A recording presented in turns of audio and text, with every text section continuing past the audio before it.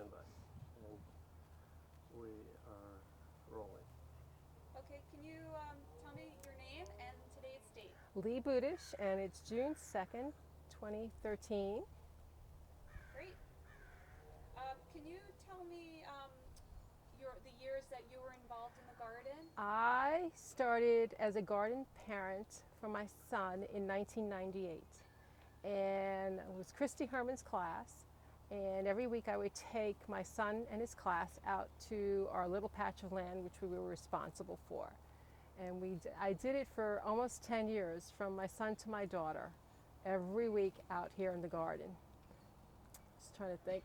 Yeah, I have to try to, sorry. That's all right. And don't forget Edna McGuire. So you. Yeah, I have to do that. Yeah, Edna McGuire. The Mill Valley Children's Garden. Yeah. Edna McGuire. Yeah, exactly. Yeah. That's Okay. really important. So why don't we start that one again? Okay. Okay.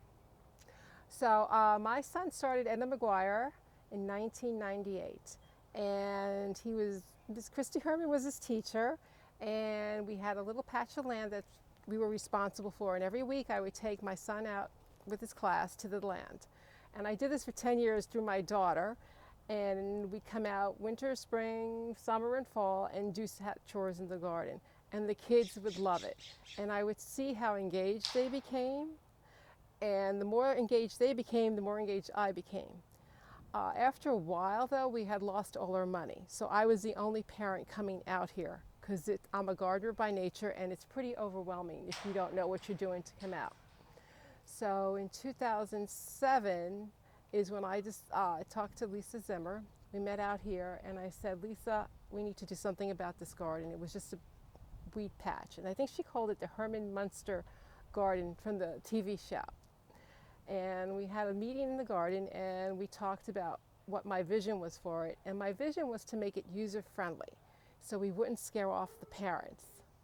Because if you don't know what you're doing, it's pretty intimidating. So we started out with a plan, and the first thing was to put in these raised beds that you see here.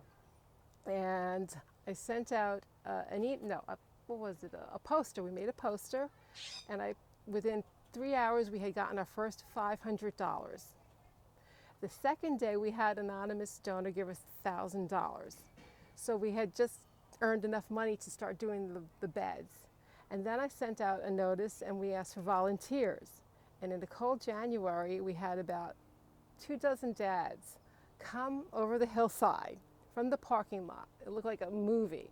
They came with their toolboxes, and they worked all weekend to put in the raised beds that you see. And from the raised beds, it wasn't just we put in gopher netting, and we put in fiberglass cloth. I'm sorry, I'm talking too much. No, we've got this.